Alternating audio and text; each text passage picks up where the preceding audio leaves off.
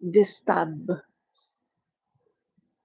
Yan, okay. Last na lang, yan. Okay, yan. So, okay na guys, no? Okay na po. So, start na po tayo. Yan, start na po tayo guys. So, eto na nga mga kaibigan. Pag-uusapan po natin, no? Itutuloy po natin yung kahapon, ito yung naging topic natin, no? Yung pinaplano po na destabilization kay PBBM. At ang sabi nga po, no, by December, si VP Sara Duterte na daw ang uupo na presidente ng Pilipinas, no? Yan po ang ina-assume ng mga DDS. So, eto mga kaibigan, ang nagsabi sa akin na DDS nito, mga ano na ah, 4, no? Pang-apat yung na-confirm ko kahapon yung video na shinare ko yung DDS na hardcore, no? Hardcore DDS dati na magaling manira kay President Marcos at saka kay FL Lisa Araneta na grabe manira. Pero eto ngayon siya mga kaibigan dahil naranasan niya yung panggigipit, no? Naranasan po niya yung panggigipit ng mga Duterte. So, ngayon mga kaibigan ay actually hindi ngayon nag-start ito last year I think, no? Last year medyo ano na siya nararanasan na niya kasi yung panggigipit. Ay hindi, ngayon ngayon yata yun ngayon, no? March kailan nga ba dinala si ano, si Duterte sa The Hague? March 11 ba? March? Ano nakalimutan ko na. Tama, no? March 11 siya dinala sa The Hague. So, itong ano, DDS na 'to mga kaibigan, ang kwento niya ay pumunta pa nga siya dun sa kay Duterte, 'no, habang ano daw, habang hinuhuli itong si Duterte, mga kaibigan, 'no, dadalhin nga siya sa The Hague. Tapos ang kanya kasing ano dito, kuwento yung tungkol sa pagka-hit and run sa kanya. Ang naka-hit and run sa kanya ay ninang daw ni Kitty Duterte. So, parang kinampihan ni Baste, ta's daming ano, mahaba yung kuwento, 'no. So to cut the story short, parang na-confirm 'no, na-confirm ko sa kanya kahapon nung sinabi niya dun sa video niya na meron nga daw destabilization, 'no, na ginagawa itong mga kampo ng DDS. Tapos kanina naman nung nag-scroll ako mga guys ay lumabas na naman yung, isang post naman ni Rigoberto Tiglao na parang kino-confirm nga talaga na merong destabilization, 'no, na gagawin itong mga DDS. So, okey, ano ko, okey, ito yun guys, eto, kita niyo 'to, post ni Tiglao, yan. So babasahin ko, Marcos must go. Marcos must go. Dapat daw umalis na daw si President Marcos, 'no? A ghost presidency must end. So, etong issue mga kaibigan ng, paglalabas ni PBBM ng issue tungkol dito sa mga ghost projects na 'to, ay gagamitin nila, 'no, against kay PBBM para patalsikin si PBBM at i-twist yung narrative na si PBBM daw ay ghost president, na sa panahon daw ni PBBM ay maraming mga ghost project, which is baliktad. Kasi mga kaibigan, pag-upo ni PBBM, siya lang yung kaisa-isa na presidente na merong, bayag, 'no, may bulls, may bayag na mag-expose ng lahat ng mga katiwalian na ito, na kahit maapektuhan pa yung kanyang, administrasyon ay wala siyang pakialam. Basta ang mahalaga sa kanya ay mapangalagaan niya ang pondo, 'no, ang pera ng taong bayan. Pero binabaliktad dito mga kaibigan ng mga DDS. Kasi mukhang ito yung gagamitin nilang naratibo sa pagpapatalsik nga nila kay PBBM, 'no? Eto po mga kaibigan, yung naratibo na 'yan. Which is alam naman natin mga kaibigan na sinasabi nga nitong mga nag-imbestiga ng mga senador, the issue is not new, hindi bago ang issue. Ang issue na 'yan ay sa mga nakakaraang pang administrasyon. Sabi ko nga sa inyo 'di ba nagulat nga ako kahit si, Jinggoy Estrada na maka-DDS ay umamin na ang issue ay hindi lang ngayon, kundi ito ay in the past. At maging si Senator Lacson sinasabi din niya na hindi ito ngayon lang, continuation lang ito kumbaga namana ni PBBM. Etong mga problema na ito, mga ghost flood control, ghost projects namana ni PBBM sa mga nakaraang administrasyon. Yun po ang nangyari, no? So, ang sabi pa ni Rigoberto Tiglao, there is no leader governing the nation. My God, wala daw leader na naggo-govern sa bansa natin. My God, saang lupalop ng mundo ba itong si Rigoberto Tiglao na mukhang hindi yata niya nakikita ang ating Pangulo na everyday, Sunday nga, kita mo Sunday, hindi nga nagpahinga.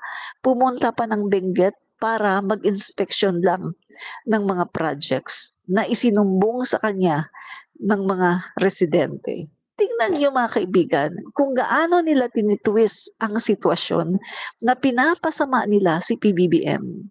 Tingnan niyo, tama talaga yung sinabi ko 'no, ahead of time mga kaibigan, ahead of time sinabi ko na 'to. Kita niyo, magaling ako mag-analyze 'no, mga kaibigan. Hindi sa nagbubuhat ng bangko, pero ahead of time sinabi ko na 'to sa inyo, eh, 'no? Mula nung, the start mga kaibigan na ito ay sinabi ni PBBM sa kanyang SONA. Na yung pag-iimbestiga nga nito na mahiya naman kayo ganyan mahiya naman kayo sa mga anak niyo ganyan-ganyan. Meron daw mga guni-guni 'no, na mga proyekto. Magmula nun mga kaibigan sinabi ko na sa aking mga vlog, "Ay naku gagamitin ito ng mga DDS para sa kanilang destabilization plot sa ating Pangulo." At mukhang tama nga talaga mga kaibigan ang sinasabi ko. Hindi nga talaga ako nagkakamali 'no? Yung mga analyzation ko ay talagang nagkakatotoo na ginagamit talaga ito ng mga DDS para sirain ang ating Pangulo. Sabi pa niya, so wala daw naggo-govern sa nation. Only a phantom that relies on PR stunts. My God! Binaliktad niya. Sino ba ang nagre-rely sa PR? 'Di ba si VP Sara Duterte? Si VP Sara Duterte ang nagre-rely sa PR, 'no? Kita mo hindi siya nagtatrabaho, eh, palagi siyang wala sa bansa, tapos, hinahayaan lang niya yung kanyang mga PR para pagandahin yung kanyang pabanguhin yung kanyang imahe. Na kahit wala siya sa bansa ay sinasabi na, "Uy nagtatrabaho ganito, ganyan-ganyan, merong ganito, merong ganyan." Pero nasaan ang Vice President? Hindi natin nakikita kasi nandoon sa ibang bansa. Nagwo-world tour habang naninirang puri. So 'yun mga kaibigan 'no, so mukhang mukhang ito pong si Rigoberto Tiglao ay, masyado ng, nabulag 'no, ng kaniyang pagiging panatiko sa China. Alam naman natin mga kaibigan kung bakit siya ganito, eh, kasi, guys 'no, ang sabi nga doon sa isang hearing noon 'no, sa House of the Representative, meron pong mga, researchers 'no, na nag-research at ayon po sa kanilang mga research ay merong mga vloggers at merong mga journalist kuno dito sa Pilipinas na binabayaran di umano, nakakatanggap di umano ng pera galing sa China. So hindi natin alam, baka isa siya dito. Kita niyo naman siguro mga kaibigan yung mga post niya, eh, anti-Philippines. At ang kanyang mga naratibo mga kaibigan ay tila mas pinapaboran niya ang China kaysa sa Pilipinas. At kita mo nga pinagtatanggol niya yung 9 dash line at kanyang tinutuligsa yung ating stand sa West Philippine Sea. So wala tayong mahihita dito sa mga DDS na 'to, 'no? Wala tayong mahihita. So eto mga kaibigan, nakakatawa 'no, nakakatawa talaga na kung sino pa yung pangulo na nag-expose 'no, nagkaroon ng courage na mag-expose nitong napakalaking, mga katiwalian na ito na nag-start pa ng ilang dekada, mga kaibigan. Yun pa talaga ang inakusahan na, kesyo kesyo wala daw tayong leader, et cetera, et cetera. Grabe mga kaibigan, 'no? Pero yung panahon ni Duterte, ipinagtatanggol nila kung saan mga kaibigan nakatanggap si Pulong Duterte ng 51 billion dahil hinayaan ng tatay niya na makakuha ng budget si Pulong Duterte na 51 billion. At mga kaibigan, napakaraming mga nangyari noon na mga, korapsyon. Pero anong ginagawa ni Duterte? Kaniyang pinagtatanggol ni Duterte ang kanyang mga cabinet members at ayaw niyang imbestigahan ng Blue Ribbon Committee. Okay, pakita ko sa inyo yung meron tayong video niyan. Okay, ito pakinggan niyo 'to. Ang kontrobersyal ang inilabas na memorandum ni Pangulong Rodrigo Duterte na pinagbabawalan ng lahat ng opisyal at kawani ng Executive Department na dumalo sa ginagawang pagdinig ng Senate Blue Ribbon Committee kaugnay ng procurement ng kumanig overpriced pandemic supplies ng Duterte administration sa Formerly Pharmaceutical Corporation.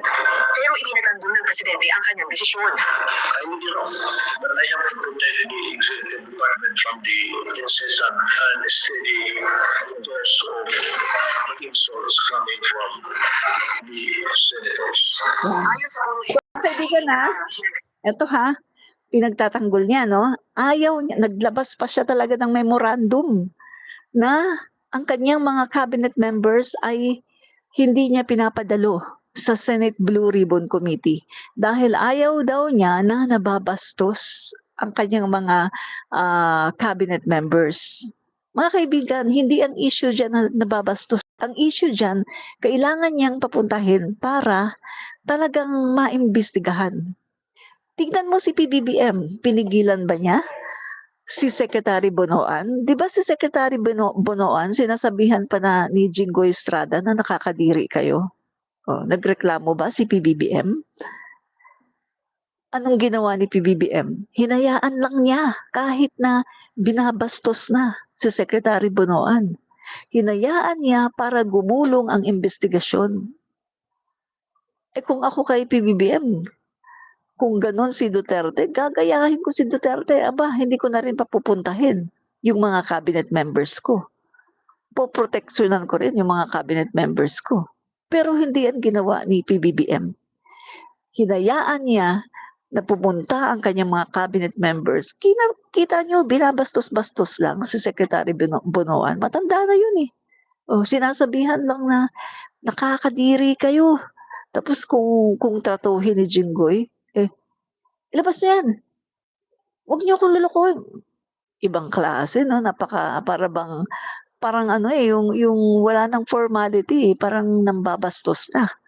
Pero si Digong, mga kaibigan, naglabas talaga siya ng memorandum na ayaw niyang papuntahin yung kanyang mga, cabinet members dahil ayaw niya na sila ay iimbestigahan dahil alam ni Duterte na ang cabinet members niya ay may kasalanan. Kasi nga, inutusan niya Siya mismo ang nag-utos 'di ba? Yung Parmali, siya naman ang nag-utos kay Duque na i-transfer ang pera sa PSDBM. Kaya siguro ayaw niya na papuntahin ang kanyang cabinet members dahil baka nga naman ibubuko siya sa kanyang mga kabulastugan. Dahil kung titingnan natin, si Duterte naman talaga ang nag-order kay Duque na i-transfer yung pera sa PSDBM. So, Ang mangyayari nga naman, mabubuko ang kanyang kabulastugan, 'di ba?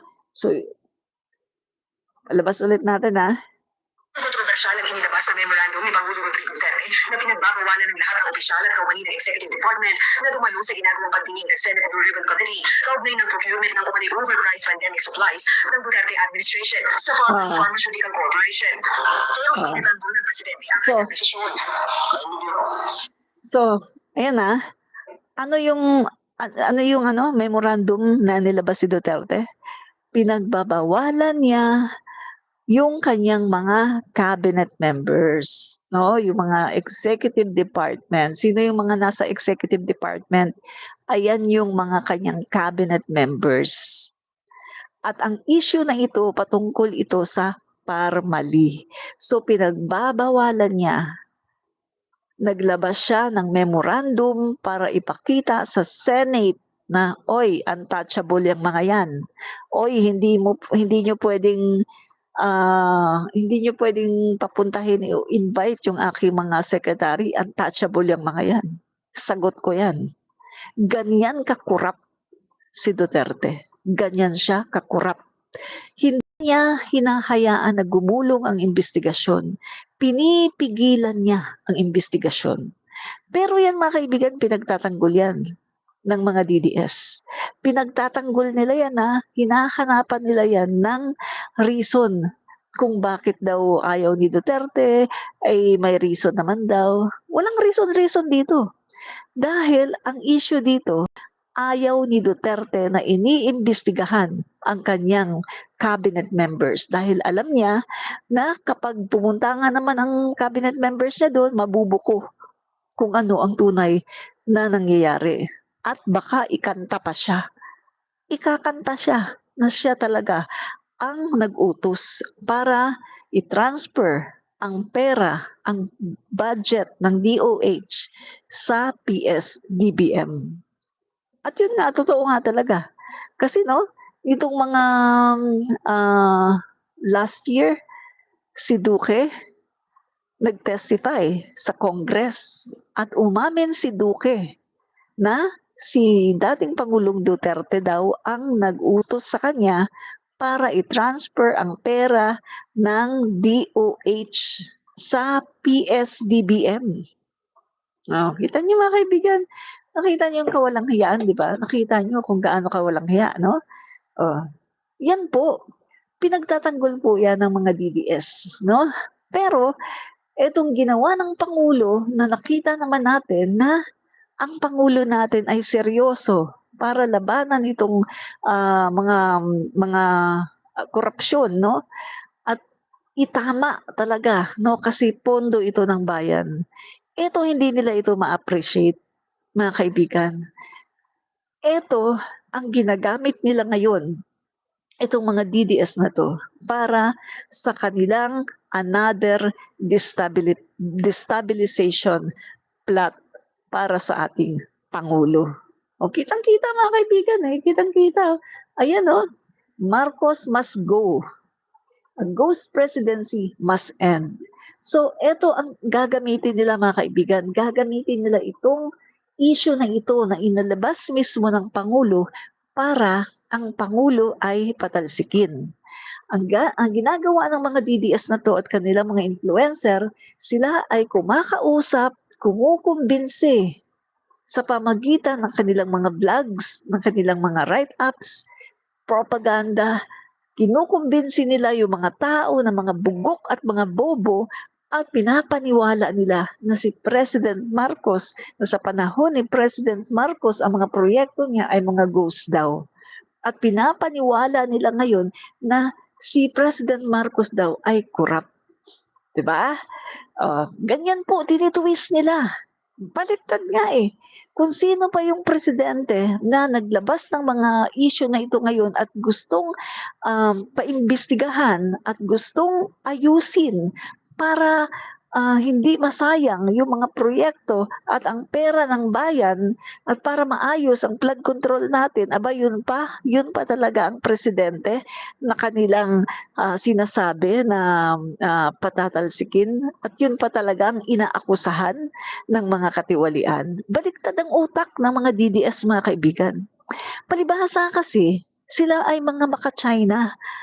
Ganyan talaga. Kapag mga maka-China, hindi nagmamahal sa bayan at kapag mga traidor, ganyan talaga, baliktad ang utak. 'Di ba? Biruin mo mga kaibigan na pag-alis ni Duterte, 13,900 ang flood control projects. Pero hindi natin naramdaman. Pag-alis ni Duterte, 13,900 plus ang mga flood control na sinabi ay natapos ng kanyang administrasyon. 2022, July, umupo si PBBM, nagkaroon ng bagyo, nagkaroon ng baha. Biruin mo ha, 2022, kakaupo pa lang ni PBBM, bumaha na ng bongga-bongga. Ibig sabihin, hindi tumalab ang flood control na 13,900 plus na pinagawa ni Duterte. Dahil baka nga naman, wala naman talagang pinagawa si Duterte. Baka naman talaga, wala naman talagang ginawa. Baka naman talaga ghost projects lang naman talaga ang lahat ng yan. 'Di ba mga kaibigan? Kasi kung talagang totoo na meron siyang natapos na 13,900 plus, bakit bumabaha 2022 pagpasok ni PBBM sa Malacanang? Bakit bumabaha tuwing may bagyo? 2022, ibig sabihin, andyan yung kiniklaim ng Duterte administration na natapos daw ang kanilang 13,900 plus na mga flood control. Bakit hindi natin naramdaman? Nasaan napunta ang pera? At patuloy ko nga rin sinasabi mga kaibigan, no, eto pa, hindi rin nila ito tinutuligsa panahon ni Duterte. January 4, 2019, House probe uncovers 332 billion flood fund scam. House Majority Leader Rolando Andaya Jr. Greets Consolacion Leonso. Iba pala to, no? So, ito mga kaibigan, no? House probe uncovers 332 billion flood fund scam.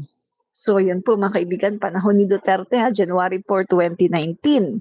So, mga kaibigan, meron pong listahan no, ng mga flood control ni Duterte na nagkakahalaga ng hundreds of billions, mga kaibigan, almost trillion na. Grabe, napakarami po, napakalaki na ginasto sa flood control. At lately nga mga kaibigan, di ba, ang Pangulo natin ay may in-inspection na proyekto sa Benguet mga kaibigan. 2018 to 2019 ang proyekto na ito mga kaibigan na anong sabi ng Pangulo natin? Economic sabotage. Kasi walang ginawa. Wala daw ginawa mga kaibigan. So, economic sabotage mga kaibigan, no? 2018 to 2019. So lumalabas ngayon mga kaibigan na napakaraming mga ghost projects at mga ghost flood control projects at iba pa sa panahon ni Duterte. Kaya nga tama talaga yung sinasabi ko kahapon na kung anong nangyayari ngayon, lahat ng ito ay namana ni PBBM sa nakakaraang administrasyon. Namana ni PBBM. Alam niyo mga kaibigan, no, bakit nagmamadali ang mga DDS ngayon at kailangang iupo si Sara Duterte sa December? Kasi marami pang maa-uncover, marami pang malalaman na katiwalian ang mga Duterte. Kaya sila ngayon mga kaibigan ay takot, nanginginig sa takot dahil eto ang Pangulo natin, iniimbestigahan at talagang siya ay talagang pumupunta sa iba-ibang mga lugar para personal na imbestigahan itong mga proyekto ng mga guni-guni lang. Kaya takot na takot ngayon mga kaibigan ang mga DDS at ginagawa nila ngayon ang lahat ng kanilang makakaya para tanggalin sa pwesto si President Marcos. At ang ginagawa nila ngayon mga kaibigan, sila ay nangungumbinsi, sila ay nagpe-fake news, no? At inaakusahan nila na ang ulo daw natin ay ganito, kesyo korap, kesyo ganyan, binabaliktad nila. Pero ang katotohanan, mga kaibigan, ginagawa nila ito dahil sa tindi ng kanilang takot, dahil nakikita nila na naglalabasan, mga kaibigan, ang katotohanan na ang mga proyekto, ang mga ghost projects ay nanggaling pa sa past administration. Kaya sila ngayon, mga kaibigan, ay umuurong talaga yung kanilang mga puwet, mga kaibigan, ay umiikot ang kanilang mga tumbong at sila'y nanginginig sa takot dahil eto ang Pangulo natin ay nag-iimbestiga. Takot na ngayon ang mga DDS, mga kaibigan. Kaya nga ang aim ng mga ito, patalsikin ang ating Pangulo at anong sinasabi nila? Sa December, si Sara Duterte na daw ang uupo. Makakaya nila yan? Subukan lang nilang gawin, mga kaibigan, no? Subukan nilang gawin para makita nila kung gaano karami ang mga sumusuporta sa ating Pangulo. Para makita nila kung gaano karami ang nagmamahal sa ating Pangulo. Sabi ko nga sa inyo mga kaibigan malakas lang naman sila sa social media kasi marami silang trolls. Yun lang naman sila malakas sa social media kasi marami silang trolls. Pero pag sabihin mo na totoong tao, wala silang tao, mga kaibigan. 1,000,000 lang sila. 1,000,000. Maraming instances na patunayan na ang mga Duterte, mga DDS ay 1,000,000 lang. Napatunayan na yan. Hindi yan fake news. No? So, katulad nilang lately, nanawagan ng mga DDS, i-cancel natin si Vice Ganda. Unfollow Vice Ganda. Nag-unfollow 1,000,000. Ganon lang sila karami. Ganon lang sila kakaunti. 1,000,000 only. Yan, ganyan po, no? So, sa totoo lang po tayo dito, hindi po tayo dito magsisinungaling. Sa totoo lang tayo dito, no? Kaya nga ang tagline natin, fight fake news, expose the truth, no? So, ipa-fight po natin, lalabanan po natin ang fake news. At para malabanan natin ang fake news, kailangan natin i-expose ang lahat ng mga katotohanan. May magalit man o kung sino mga Poncio Pilato ang masagasaan, wala tayong pakialam, no? Basta mailabas po natin ang katotohanan, di ba? So, mga kaibigan, no? So, eto, hindi nila ito pinapansin. Yan. Di ba? All in all, magkano to? 51 billion yan. 51 billion to, mga kaibigan. Di ba? So kung talagang itong mga DDS na to, no? Ay seryoso, mga kaibigan, dapat imbestigahan ito. 51.8,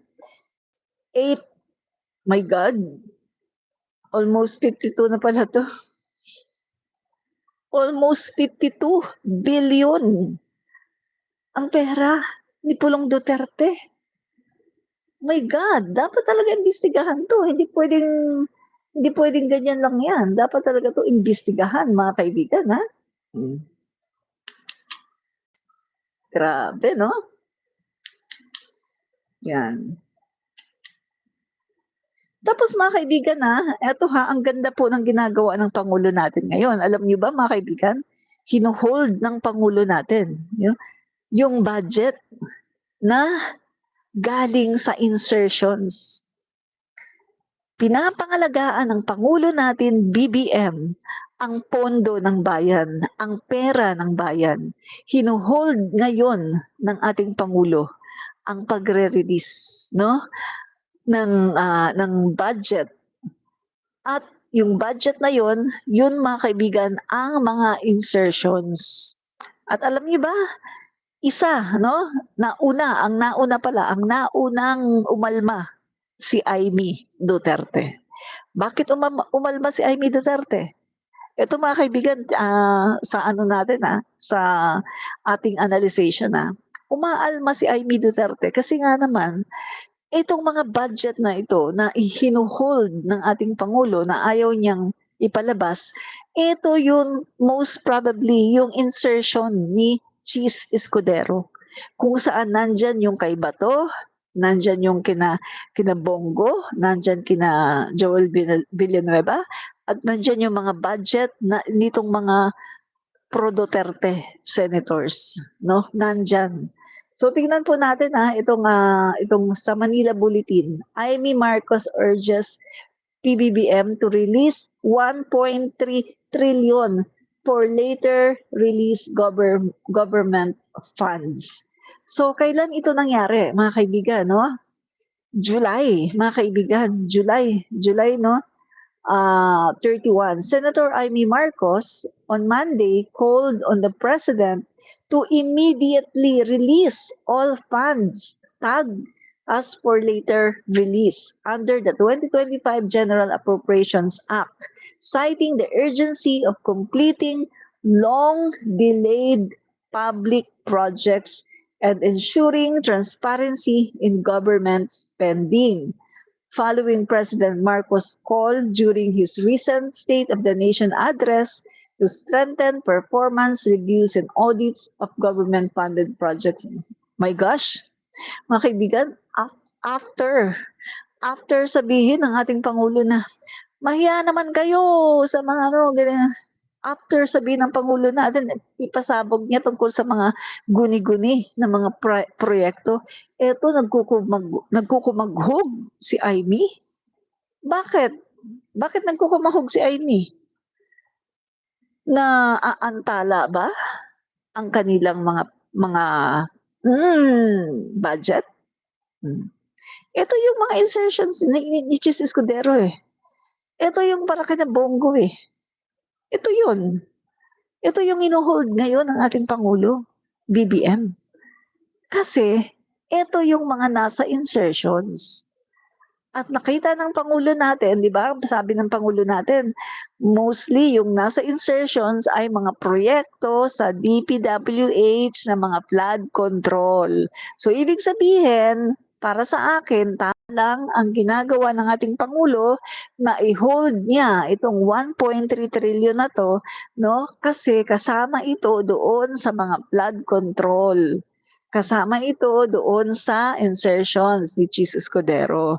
So tama lang na i-hold yan ng Pangulo natin bilang proteksyon sa ating buwis.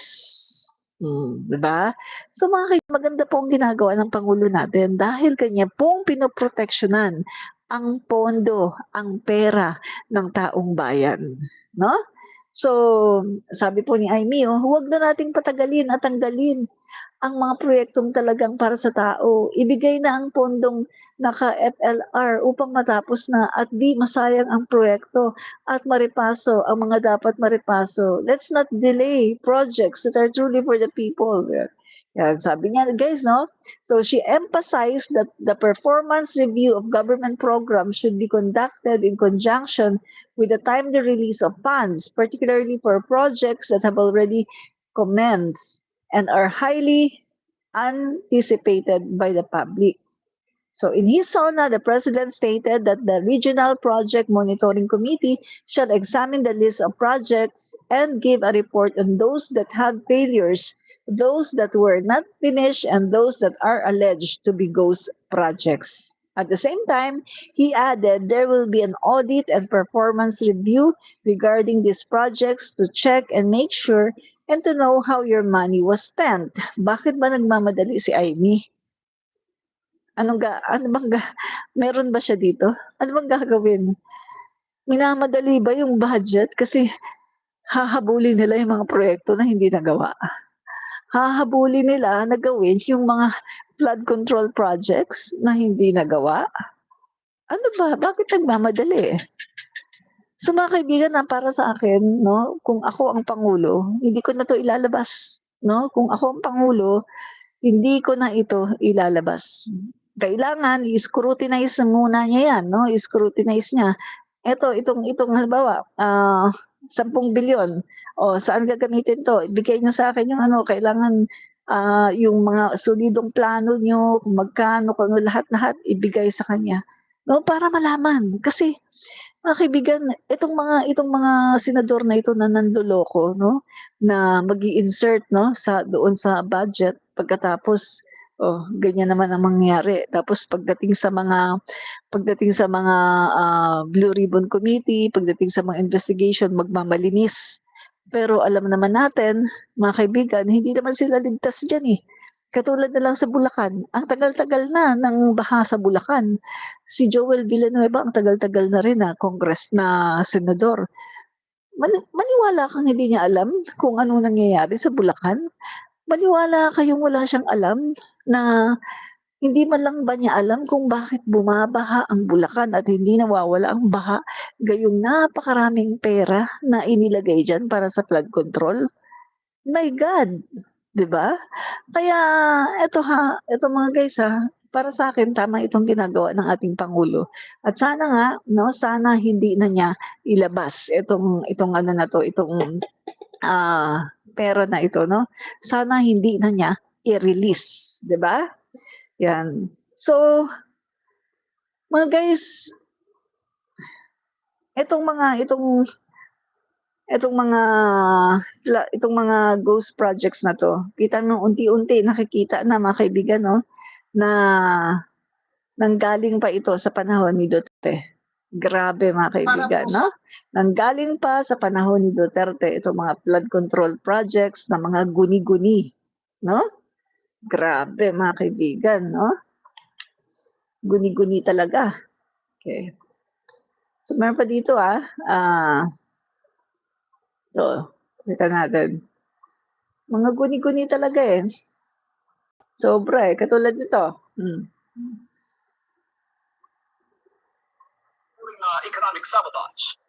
Useless at may tuturing na economic sabotage. Ganyan inilarawan ni Pangulong Bongbong Marcos sa inspeksyon niyang rock shed at rock netting project sa Benguet na nasira kahit ginasusan ng milyong-milyong piso ay sa proyekto noong 2018 hanggang 2019 pa ginawa. Ayon sa mga tagulan nitong Hulyo, humigay ang kinatatayuan nitong rock shed sa Camp 6 Cannon Road sa labas ng Baguio City. Dahil nagsagawa ng clearing operations doon, isinara ang Cannon Road. Kanina, isa ito sa 2 proyekto ng DPWH Cordillera na inspeksyon ni Pangulong Bongbong Marcos. Nakita niya kung paano naapektuhan ng pagbuho ang entrada ng tunnel, maging ang kalsada hanggang sa lumabot na ang pundasyon ng rock shed. Kung hindi, wala silang tinayo, wala silang linagay na wall, wala silang linagay na riprap, wala silang linagay na slope protection, kaya ang valor ng kanilang trabaho is zero, complete zero. This is 260 million project, useless. Parang tinapon mo yung pera sa ilog. Useless. To correct this will cost double that. That's my top of the head estimate. 500 million ito para ayusin. So how can you tell me that it's not economic sabotage? Sunod na binisita ng Pangulo ang rock netting project sa Camp 3 Cannon Road. Because napaka-notorious ng rock netting to sa... Take note, 2018, 2019. So, pero ginawa pa rin. Kilala ko ang supplier ng rock netting.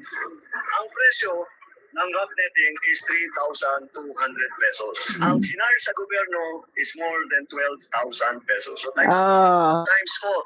So guys, 2018-2019 project. Sino ang nasa DPWH? Si Mark Villar.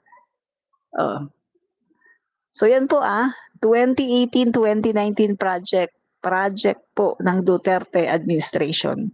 So yung mga pinupuntahan po, yung mga nadidiscovery ngayon ay puro proyekto sa nakaraang administrasyon, mga ghost project. At nung pumunta rin kami sa Binondo, mga kaibigan, no, meron din doon, nag-interview pa kami doon, mga kaibigan, na proyekto din 2020 sa panahon ni Duterte, natenga. Wala, hindi na parang nasayang lang. Pagkatapos nitong March, nag-start na naman, nag-resume, no, yung pagpapagawa. At yun ang ginagawa naman ngayon ay retaining wall. So ganyan po 'no, mga kaibigan. Gumagawa sila tapos parang inuumpisahan lang pagkatapos wala na, hanggang umpisa lang. Katulad ng ginawa ni Duterte sa Metro Manila Subway. Metro Manila Subway, umpisa lang, pagkatapos wala na. Panggil Bay Bridge, umpisa lang, ano lang yung, groundbreaking pagkatapos wala na, 'di ba? Ano pa, ang dami mga kaibigan, puro mga umpisa. Pero wala namang tinutuloy at walang tinatapos, 'no? So, kung meron mga tinapos, mga kaibigan, katiting na katiting lang talaga, 'no? Wala talaga. Pagkatapos, tinapos na nga, tapos mga kaibigan, ilang ano lang, collapse. Kita niyo, tulay sa Isabela, nag-collapse. Duterte administration din yan. Ganyan po mga kaibigan. Kaya ngayon, takot na takot ang mga DDS at gusto talaga nila na matanggal na, umalis na sa pwesto si PBBM. At ginagawa nila ngayon, talagang mga kaibigan, grabe talagang agresibo sila ngayon sa paninira sa ating Pangulo kasi gusto nila na sa December ay maupo na talaga si Sara Duterte. Talagang agresibo sila ngayon na siraan ang ating Pangulo. Grabe mga kaibigan, no? Kasi takot na takot sila dahil naglalabasan ang baho ng mga Duterte. Lahat, no, the Duterte administration, naglalabasan yung baho. Kaya sobra ang takot na nararamdaman nila. Nanginginig sila sa takot, mga kaibigan, na kung pwede lang mawala sila ng parang bula dahil sa takot gagawin nila. Nanginginig sila sa sobrang takot, no? At dahil sa kanilang panginginig sa sobrang takot, gusto na nilang talagang banatan ng husto ang ating Pangulo para tanggalin, mga kaibigan, no? Gusto nilang tanggalin na kaagad sa pwesto ang ating Pangulo. No? Pero alam mo mga kaibigan, maraming nagmamahal sa ating Pangulo, no? Yan. Ariel, Daniel, mga anti Duterte, lahat sila magbayad ng kanilang pagkakamali sa gobyerno. Sunod sila sa batas ng Pilipinas. Dinadaing ni Duterte sambayan ng Pilipino, no? Takot na takot sila ngayon mga kaibigan kasi talagang seryoso ang ating Pangulo, no? Seryoso ang ating Pangulo sa pag-fix na itong lahat ng mga katiwalian, no, sa pagdating sa mga proyekto at lalong-lalo na sa flood control. At galit na galit ang ating Pangulo, mga kaibigan, take note, galit na 'yan. Pero kahit na galit siya, hindi siya nagmumura. Kasi yun talaga ang kanyang nature. Siya po ay mabuting tao, no? Statesman, disente. Hindi po siya nagmumura kahit siya ay galit na, no? So, At may tut- ito pa mga kaibigan, tingnan nyo ha. Okay. Yung mga ano dito. Yan. Ito guys, papakita ko sa inyo yung grabing baha sa Davao City ha. Grabing baha sa Davao City. Sa Davao City may 51 billion ha.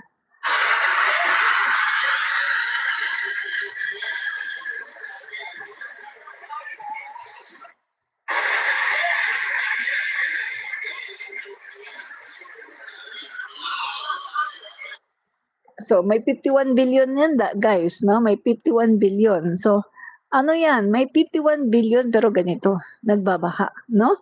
So si Duterte po mga kaibigan ay ano sila? Since 1987 ay sila na, no? Sila na po ang namamahala diyan. Pero eto mga kaibigan, nakikita natin na hindi pa rin nawawala ang baha. May 51 billion pa si Pulong Duterte, 'di ba? So ito na mga kaibigan, no, yung sinasabi ko sa inyo, gagamitin ito ng mga DDS, no, na issue. Tingnan nyo lahat sila, isa-isa na sila guys, yung mga influencer, yung mga journalist kuno, vloggers ng DDS.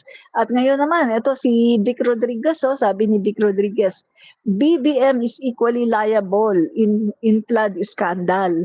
He is equally guilty. if not the most guilty, why? You are the president. Yan, sabi niya, yan mga kaibigan. Sabi ko na sa inyo gagamitin nila ito, no?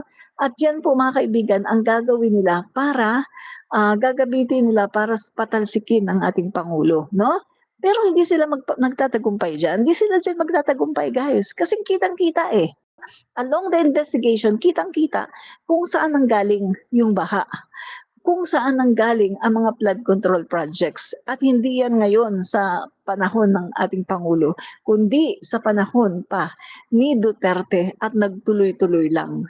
Kasi hindi naman pinalitan lahat ni PBBM.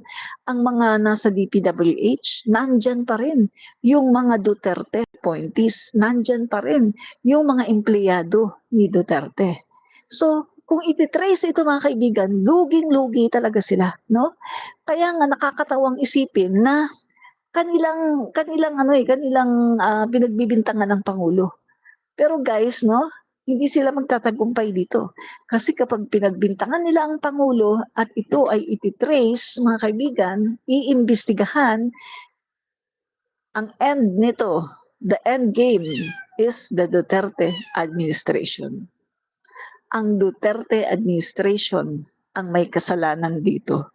Namana lang ng ating Pangulong Bongbong Marcos etong mga proyekto na ito na mga goals. Katulad ng pagmamana niya sa 13 trillion na utang na ang sobra sa kalahati noon ng 13 trillion na yan ay utang ni Duterte. Dahil si Duterte po ang may pinakamalaking utang sa lahat ng naging Pangulo ng Pilipinas. Si Duterte ang nag-iwan ng napakalaking utang.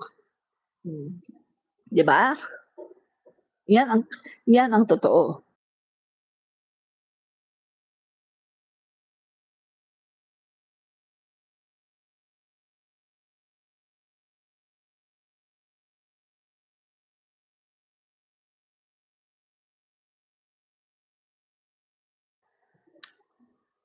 Dali, sabi ni J.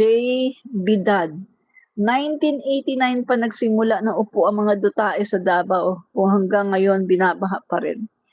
Hindi po 1989, 1987 po. No? 1987, si Duterte po ay mayor na ng Davao City. 1987, no?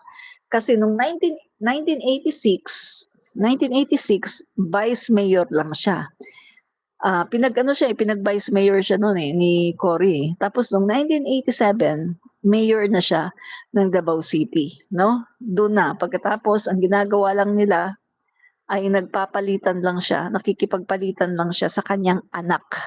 In short, mula po noong 1987, hawak na nila ang Davao at hawak na nila ang napakalaki mga pondo, mga confidential funds, pero ang Davao City ay patuloy pa rin ang pagbaha. Diyan mo makikita mga kaibigan Diyan mo makikita. Kita nyo, Davao City lang yan Davao City lang. Hindi nila naayos. Kumbaga tutuligsain nila yung baha sa buong Pilipinas, sasabihin sa Pangulo, ay bumabaha ang buong Pilipinas, o bumabaha yung mga tutuligsain nila ang Pangulo dahil sa baha. Hello, tingnan nyo yung sarili nila, Davao City, Davao lang. Nag-iisa lang yan Davao City lang. Bumabaha pa. My God, Davao City lang, bumabaha pa. Isang isang syudad lang nila yan. Bumabaha pa. 1987 pa sila doon. So doon pa lang makikita na natin na hindi po sila magandang leader ng bansa. Kasi Davao nga lang, hindi pa nila magawang maayos. Diba? So, ayun po mga kaibigan, isa-isa na po sila. Binabanatan po nila ang ating Pangulo at ito po ang aim nila mga kaibigan, patalsikin ang ating Pangulo para iupo ang isang confidential funds queen na si VP Sara Duterte, ang isang tagalustay ng pondo ng bayan. So kayo, kung kayo ay matinong Pilipino, papayag kayo na ang iuupo as President of the Philippines ay lustayera? Lustayera! Maglustay ng pera at mag-world tour at manira sa ating Pangulo, manira sa ating bansa, manira sa ating turismo, at iangat naman ang China? Yan ba ang gusto nyo na maging Pangulo ng Pilipinas someday? Hello, kayo na lang mga trolls. Pero kami, na mga matitinong Pilipino, hindi kami papayag dyan. Kayo na lang mga trolls, no? Huwag nyo kaming idamay. Di ba? Yan po ang katotohanan, no? Ang sabi ni Alfredo Cruz, explain mo ate bakit tinanggal ng puon mo ang PACC. Okay, eto no. Yan kasi, pag-upo ni PBBM, no? Ang ginawa ng Pangulo natin, tinanggal niya, hindi lang yan ang tinanggal niya eh. May iba pa siyang mga ahensya na tinanggal, no? May iba pa siyang mga tinanggal dahil nag-streamline, no? Nagtitipid, no? Ang ating gobyerno at yung mga redundant. Redundant naman yan eh. Redundant yan. Oh. Ay merong ano ang Pangulo natin ngayon eh, yung PAOK, yung nag-iimbestiga din siya eh, nag-iimbestiga rin, no? Sa ano din yon, under din ng Office of the President yon. So kumbaga redundant na masyado, no? Hindi na maganda. Kasi redundant na, at kapag redundant yung mga agency ng gobyerno, madalas ay yung kanyang function, kaunti na lang.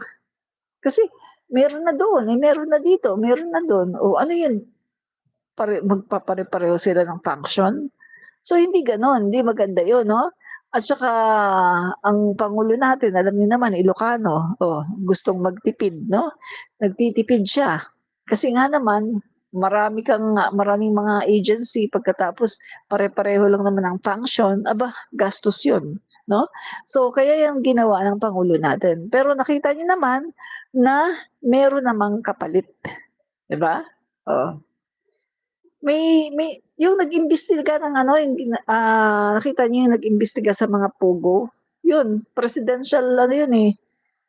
Nakalimutan ko yung pangalan, no? Pero tungkol din 'yun sa sa paglaban sa korupsyon. 'Di ba? So, ano pa?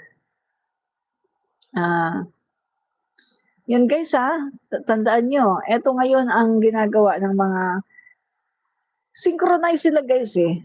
Synchronize sila itong ginagawa nila ngayon na kanila pong pinapabagsak ang ating Pangulo. Kasi gusto nga po nila maupo si Sara Duterte, no? Yan po yan. So, nakakalungkot lang po no na yung mga journalist na ganito, journalist pa naman, kahit pa paano may talino, pero sila pa talaga yung mas nagsaside sa China at sila pa talaga yung naninira sa ating Pangulo, no? Dahil lang Pangulo natin ay maka-Pilipino. Ayaw nila kay PBBM dahil pinagtatanggol ni PBBM ang Pilipinas. Ayaw na tong mga DDS na to kay PBBM dahil ipinagtatanggol ni PBBM at pinaglalaban niya ang ating exclusive economic zone. Ayaw nila kay PBBM dahil si PBBM ay matapang at pinaninindigan na walang mawawalang dagat sa atin, walang mawawala, not even a square inch of our sea, of our territory, for sovereignty, walang mawawala. Ayaw ng mga DDS kay PBBM dahil si PBBM ay matapang, lumalaban, maka-Pilipino, maka-Diyos, hindi nagmumura, mabuting tao. Ayaw ng mga DDS kay PBBM dahil si PBBM ay hindi pumapatay ng tao. Ayaw ng mga DDS kay PBBM dahil si PBBM ay hindi nagnanakaw. Ayaw ng mga DDS kay PBBM dahil si PBBM ay hindi nag-MJ, hindi nagmamarihuana, hindi nagpe-fentanyl, hindi nag-a-addict. Ayaw ng mga DDS kay PBBM dahil si PBBM iisang asawa. Ayaw ng mga DDS kay PBBM dahil loyal si PBBM sa asawa. Ayaw ng mga DDS kay PBBM dahil si PBBM walang kabit. Ayaw ng mga DDS kay PBBM dahil si PBBM ay mabuting asawa. Ayaw ng mga DDS kay PBBM dahil si PBBM ay mabuting ama. Ayaw ng mga DDS kay PBBM dahil si PBBM ay mabuting Kristiyano. Ayaw ng mga DDS kay PBBM dahil si PBBM ay masyadong prim and proper. Ang gusto ng mga DDS ay bastos, palamura, walang Diyos, minumura ang Diyos, minumura ang Pope. Ang gusto ng mga DDS ay nangahalik ng mga babae, bastos, yung mga nagpipinger, no, ng mga babae.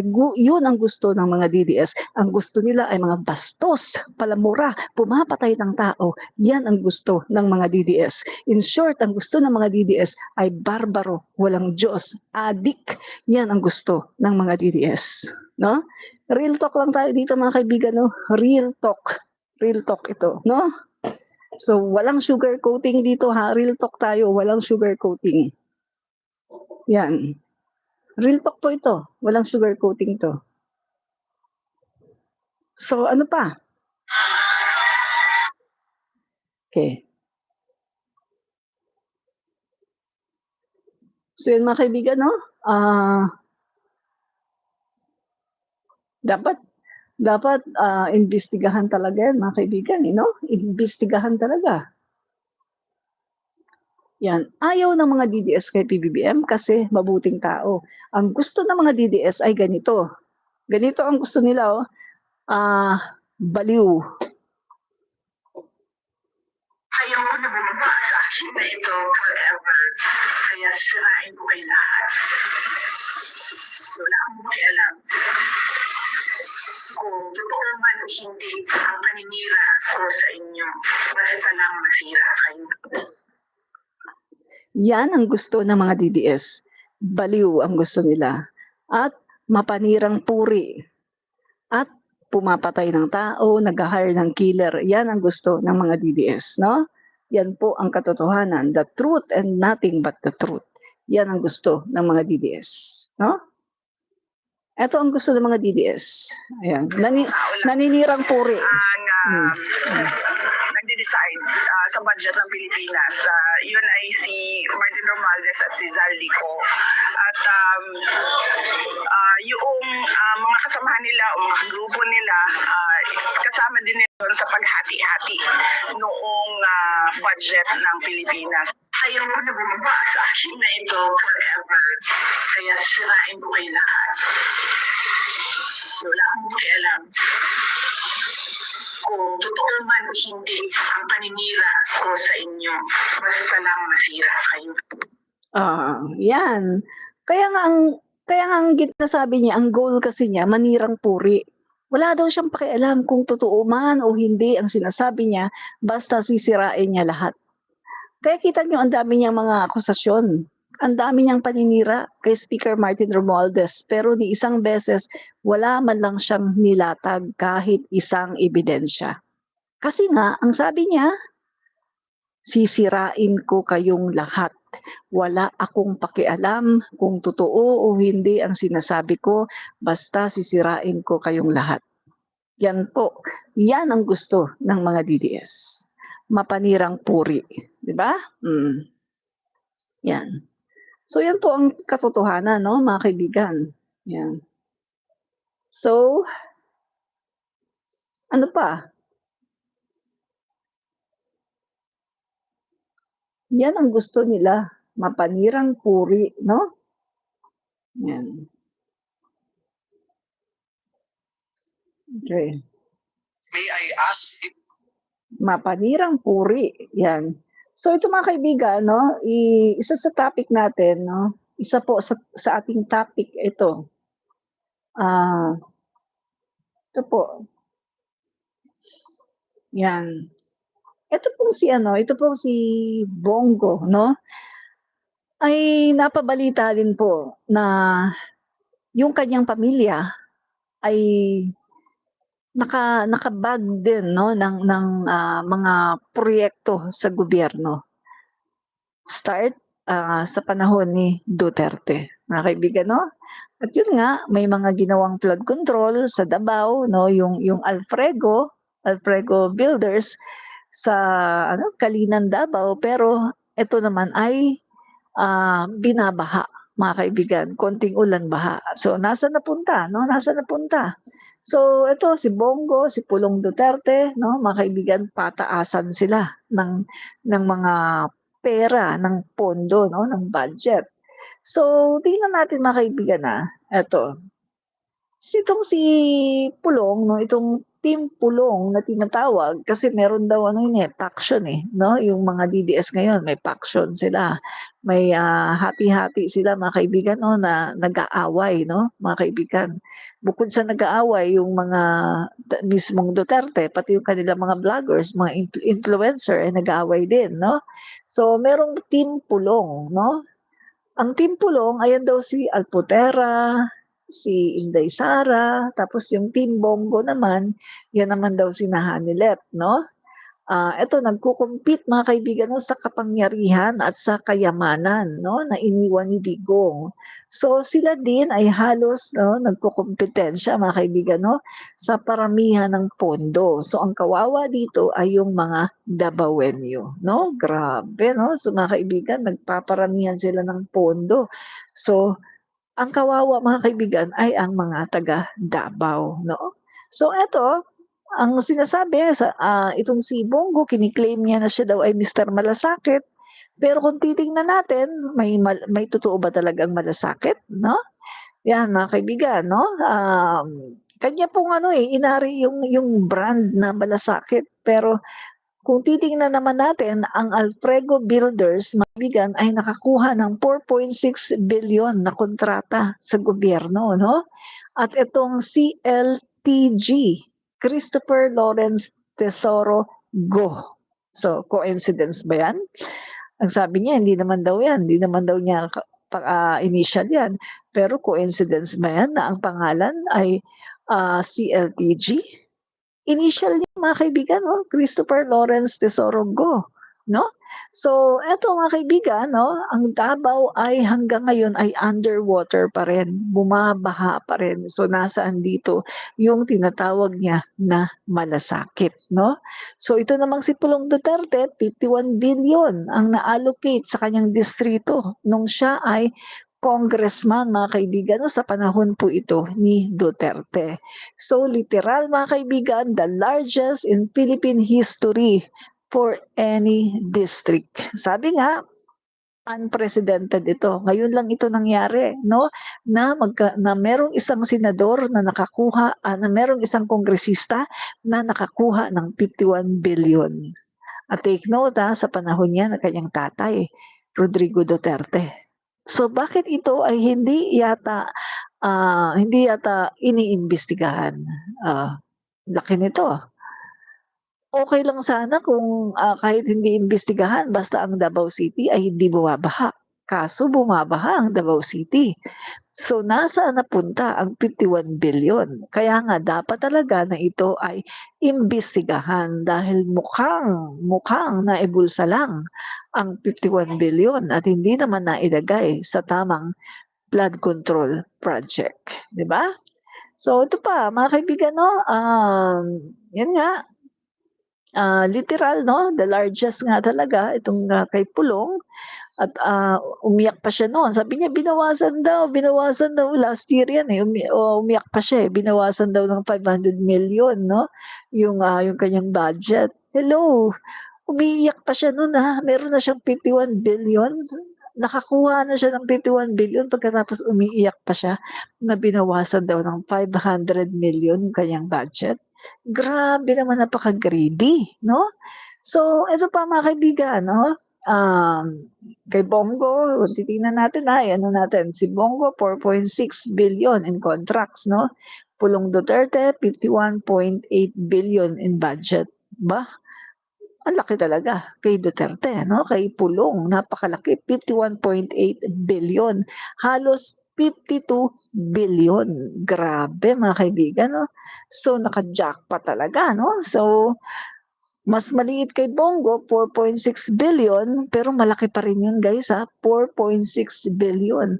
Pero kung ikukumpara mo nga naman sa halos 52 billion ni Pulong Duterte, aba walang-wala nga naman kay Bongo 'no, kung ikukumpara natin.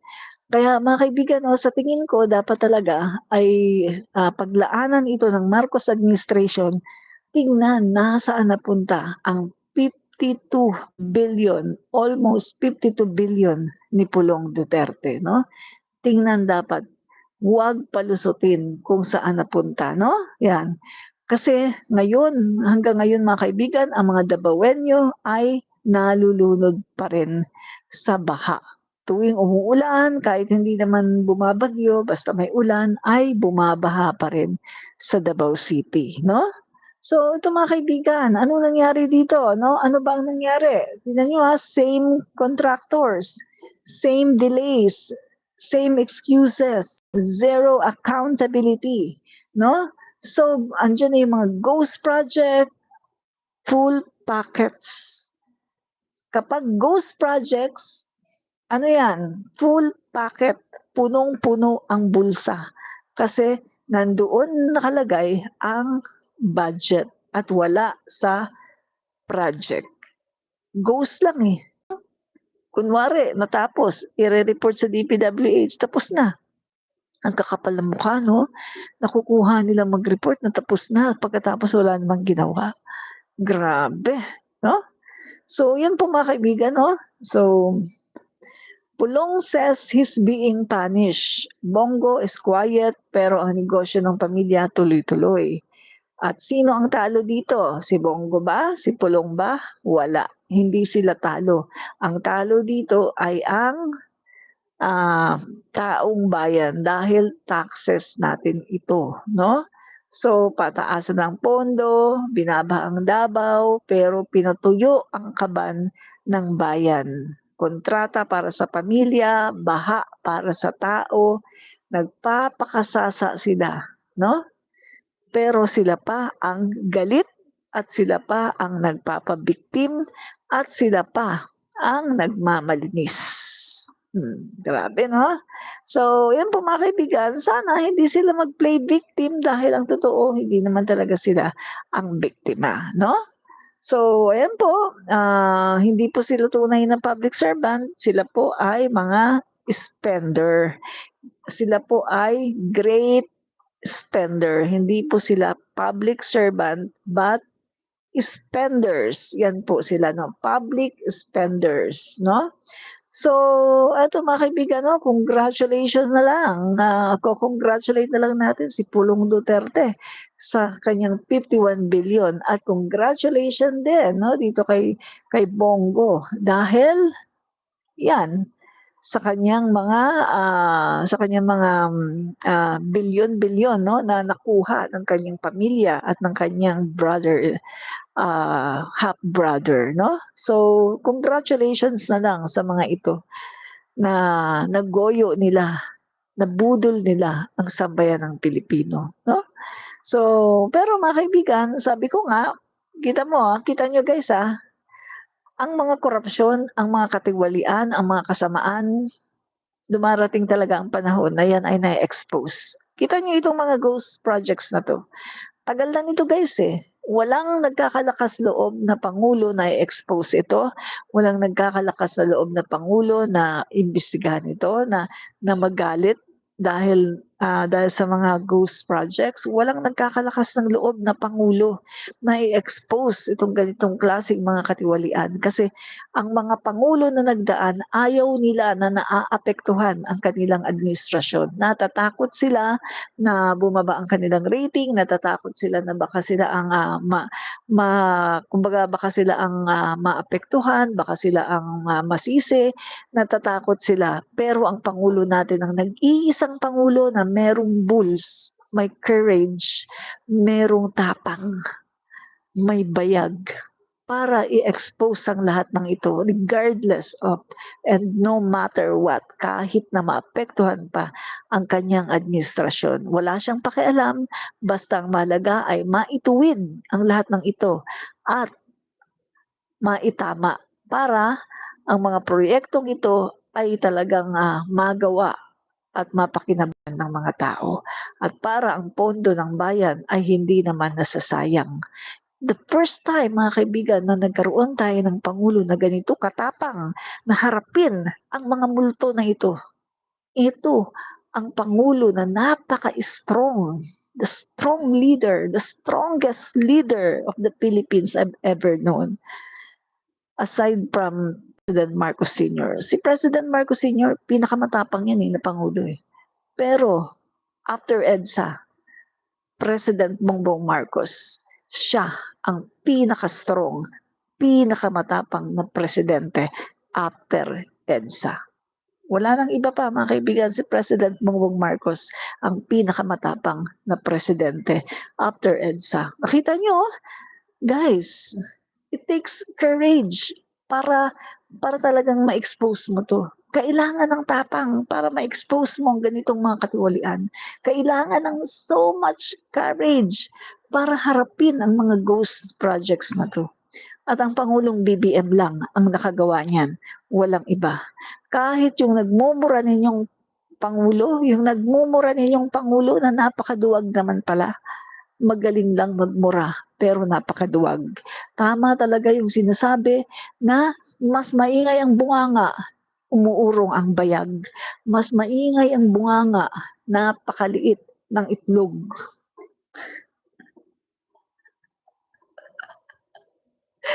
Di ba? Yan. So, yan ang katotohanan, no? So, under PBBM, ang budget ay nakabalance, no? At take note, Speaker Martin Romualdez, mga kaibigan, si Speaker Martin Romualdez, binuksan na niya ang BICAM. Open BICAM, no? Sabi po niya, open BICAM tayo. Kailangan open. Tanggalin na natin yung mga small committee na yan.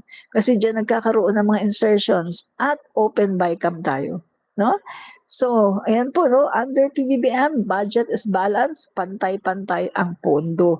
Walang anak ng presidente, walang privilege, kung sino ang mas dapat bigyan o kung sino ang hindi bibigyan, walang ganyan, no? So, yan po ang Marcos administration. At under speaker naman, open BICAM, lahat ay nadidinig at nakikita ang mga deliberasyon sa pondo ng bayan, no? Yan po mga kaibigan ang kagandahan sa Marcos administration, no? So, tingnan lang natin ito. 2018 PCIJ report cited and plunder case against Rudy Duterte and Bongo. Yan. So, yan may report pala mga kaibigan, no? Cited in plunder case against Rudy Duterte and Bongo. Former Senator Antonio Trillanes IV on July 5 filed plunder and graft charges against former President and Rodrigo Duterte and Senator Christopher Lawrence Bongo in the Department of Justice or DOJ. Trillanes cited in his complaint a 2018 investigative report published by the Philippine Center for Investigative Journalism, which showed that construction firms owned by the father and siblings of Senator Bongo cornered a number of projects in the Davao region for at least a decade. So, grabe mga kaibigan. Ito pala nangyari, no? Grabe. Yan. So, grabe mga guys, no?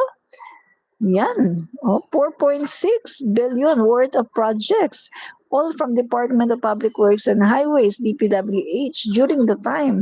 It won 1.8 billion worth of infrastructure projects in the Davao region, no? An additional 2.7 billion worth of projects through joint ventures with at least 4 contractors, including Alfrego Builders, according to investigation. So, grabe mga kaibigan, no? 2018 yan, no? Yan. So, ito naman. Mahigit 300 milyong piso umano ng flood control projects na kuha ng kaanak ni Senator Bongo. Ang exclusive agenda report ni Hannah T. 5 flood control projects sa Davao del Sur ang napunta sa Alfrego Builders and Supply ayon sa listahan mismo ni PBBM. Ang Alfrego, pagmamayari ng half-brother ni Senator Bongo. Base sa listahan ng sumbong sa Pangulo.ph, 2023 natapos ang 2 proyekto, 2024 naman ang 3 rito. In total, lagpas 326 million pesos ang halaga ng flood control projects na hinawakan ng kumpanya. Base sa pag-aaral ng Bilyonaryo News Channel, madalas bahain ang kalinan tuwing masama ang panahon. Doon constructed ang majority ng nasabing projects ng Alfrego sa Davao del Sur. Una nang na-flag ang nasabing kumpanya noong 2018, kabilang ang CLTG Builders na pagmamay-ari naman daw ng ama ni Go. Yan ay dahil sa pag-corner umano ng billions worth of contracts sa Davao Region, kasamang DPWH for over a decade.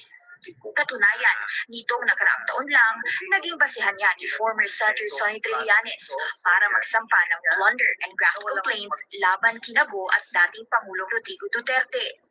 Tinira ni Trillanes ang higit 6.6 billion worth of government contracts ng mga kumpanyang pagmamay-ari ng mga Go. Noong 2017, sa termino ni FPRRD, nakakuha umano ng higit kumulang 43.77 billion pesos sa infra funds ang Davao Region. That's double the amount of 2016's at karamihan sa projects kasama ang sa Alfrego at CLTG na delay o hindi naman daw natapos. Ayon pa kay Trillanes, dahil sa pag-award ng daang-daang public infra projects na ito sa mga kumpanyang nabanggit, tila nagpayaman ang next of kin ni Go. Oo. Sinusubukan pa ng Bilyonaryo News Channel kumuha ng pahayag mula sa kampo ni Go, pero wala pa itong sagot sa ngayon. Una na rin tinanggi ng senador noong 2018 na hindi raw lumalapit ang mga kamag-anak niya sa kanya para maglakad ng anumang proyekto o kontrata sa gobyerno. Para sa agenda, Deny to death. Ano yan? Sinungaling, deny to death pa siya. Ano yan? Mga kamag-anak mo. Kamag-anak mo yan eh. Di ba? Sinungaling. Parang katulad ng sabi niya, wala na ba, hindi naman daw siya inutusan ni Duterte na wala naman daw siya narinig na nag-utos na sige, patayin niyo. At wala rin naman daw sinasabi na mga reward system. Pero anong nangyari? Yung video niya mismo, kinikwento niya doon na meron daw reward system kapag nahuli mo daw tapos ganun, 2 million, tapos kapag 1 million, kapag nahuli mo, hindi namatay na ganun, kalahating milyon. My God! So kitang-kita mo yung pagsisinungaling ni Bongo, di ba? Nagsisinungaling. Grabe. No? So, yun mga kaibigan, no? Ituloy natin. So yun guys, no? Ito yung DPWH, no? Pirma ng DPWH yung 51 billion ni Pulong Duterte. Ayan, DPWH confirms 51 billion allocation to Paulo Duterte's district and last 3 years of Rudy's term. Yan. The Department of Public Works and Highways, DPWH, has confirmed that the district of Davao City, Paulo Duterte, received 51 billion for infrastructure projects during the last 3 years of father's term in Malacanang. Yan. So, kita nyo mga kaibigan, no? 51 billion. Grabe. Confirm. Tapos nung tiningnan mga kaibigan, saan daw nilagay yan? Marami daw sa flood control. Flood control. Yang tanong, bakit bumabaha sa Davao City? Kung inilagay ang maraming pera sa flood control, bakit bumabaha ang Davao City? Yun ang tanong. Diba? So, ano nangyari? Bakit bumabaha ang Davao City? Simple lang na tanong, di ba? Grabe. Grabe. Grabe guys, no?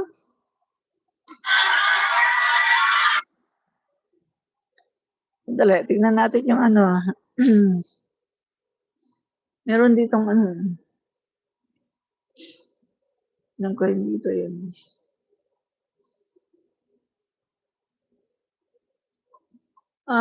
Ito pa yun. Dali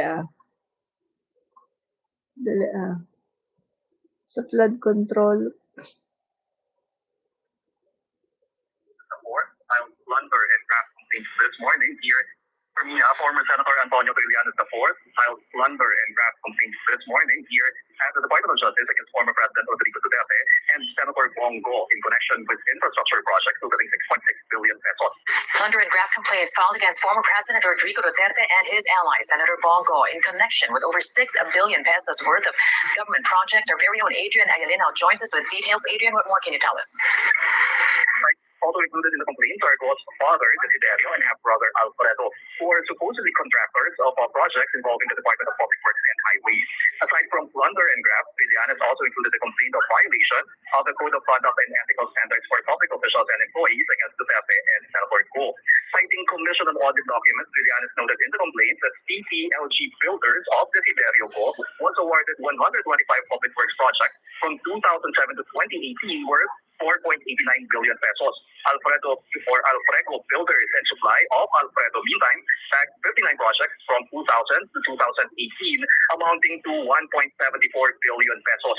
The companies were also allegedly not qualified to bid for big-ticket projects under Republic Act number 4566 or the contractor's license law. As how much the respondents supposedly pocketed from the 6.6 billion contract, Trillanes noted that the whole contract cost went to the cost. In the complaint, Trillanes also noted the close relationship between the former president and Senator Go. Based on this information, Trillanes is asking the National Prosecution Service of the DOJ to initiate a preliminary investigation and subsequent filing of cases before the court. Back to you, Carmina. Thanks, O, di ba? O, yan. O, kitang-kita nyo, sa panahon ni Duterte, protektado. Protektado. Di ba? Pero sa panahon ni PBBM, pinapaimbestigahan. Sa panahon ni Duterte, protektado. At siya mismo, mga kaibigan, ang pumapayag na ibigay, no, yung mga proyekto na yan sa kamag-anak ni Bongo. Mali yun eh. Bawal yan sa batas. Bawal yan sa batas. Pero ginawa ni Duterte. Pero ang mga DDS, walang ano dyan. Wala silang pakialam dyan. Pero ngayon na ang Pangulo natin ini-expose itong mga to para imbestigahan. Yun pa ang ginagawa nilang masama. Kitang-kita mo eh. Distorted talaga ang utak ng mga DDS ay mga distorted. Ganyan kasi ang mga pro-China eh. Mga sinungaling, distorted ang utak. At yung mabuti sa kanila, ginagawa nilang masama. Distorted ang kaisipan ng mga DDS. No? Real talk lang tayo dito. Walang sugar coating. Real talk lang tayo. Distorted talaga ang utak ng mga DDS. Grabe, no? Yan po guys, no? Yan. So, ano pa?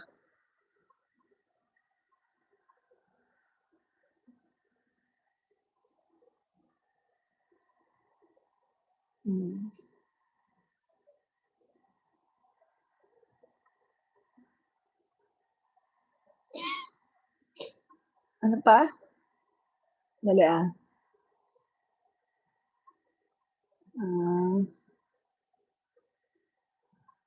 Promotion kayo?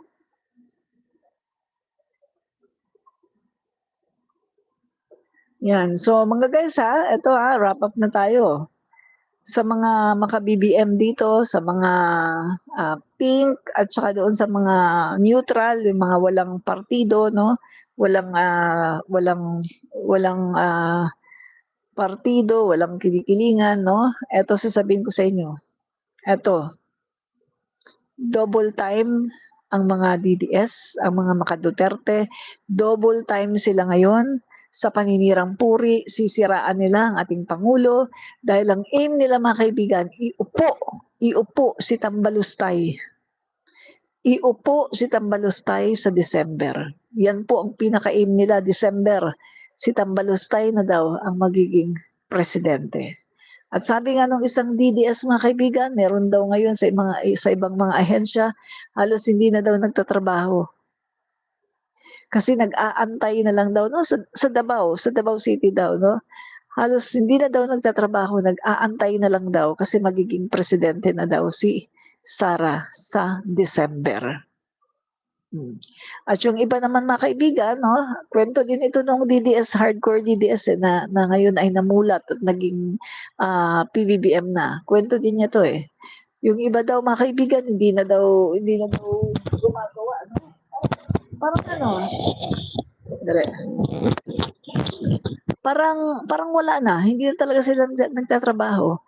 Kasi parang sinasabotahin na lang nila ang gobyerno. Kasi ang meron daw nagsasabi sa kanila na sige gawin niyo 'yan, no? Isabotahe, no? Hindi natin alam, no, kung gaano katotoo, pero meron daw mga nagsasabi na sige gawin niyo 'yan, sabotahin niyo kasi kapag nawala na 'yan, magkakaroon kayo ng puwesto sa gobyerno. So hindi natin alam how true, pero yung destabilization mga kaibigan kay President Marcos mukhang talaga totoo kasi naglalabasan na eh. Another destabilization. Naglalabasan, iisa ang kanilang naratibo. Flood control, no? Kanila pong ititwist ang itong sinasakyan nila yung issue na nilabas ng ating Pangulo, pero tinitwist nila. At ang ginagawa po nila, pinapasama po nila ang Pangulo para gusto nilang magalit ang taong bayan sa ating Pangulo para mag-alsa at iupo, no, si VP Sara Duterte. Yan po ang masamang plano, masamang balak na naman ng mga DDS. So, pag-pray po natin mga kaibigan, no, ang ating Pangulo, lagi po natin ipagdasal na i-adya po siya sa lahat ng mga kasamaan at saka pag-pray po natin na itong mga masasamang tao na ito ay hindi po sila magtagumpay sa kanilang plano, kanilang balak sa ating Pangulo. Pag-pray po natin na ingatan palagi ng ating Panginoon, no, ang ating Pangulong BBM. Dahil kawawa po tayo, kawawa ang Pilipino, kawawa ang Pilipinas kapag nawala ang ating Pangulo nang wala pa sa panahon, no? Kasi wala pa namang eleksyon eh. Kaya natitiyak tayo na kapag nawala ang Pangulo, ang papalit talaga dyan ay si Tambalustay, no? So, wala po tayong magagawa. Talagang siya ang papalit kasi siya ang vice presidente.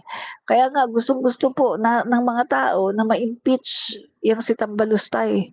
Nang sa ganon ay talagang hindi na siya makatakbo.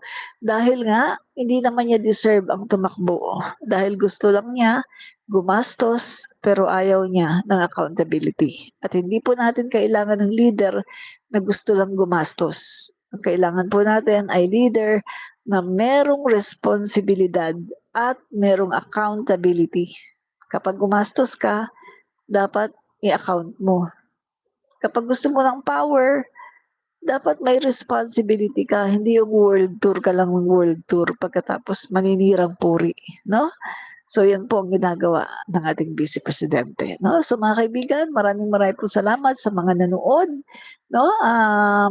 Maraming po salamat guys, no? Bukas ko na kayo isa-shout out dahil po gabi na, no? 12:10 na pala, 12:10. So maraming po salamat lahat po ng mga maka-BBM dito. Salamat sa lahat ng mga DDS. Kung merong pink, kung merong dilaw, maraming pong salamat sa lahat, no? God bless you all, no? Fight fake news, expose the truth. Admin Rich Comentarista, paki-double tap para makapag-like po kayo sa ating video. Double tap nyo lang po, no? At paki-share na rin po sa inyong news feed ang ating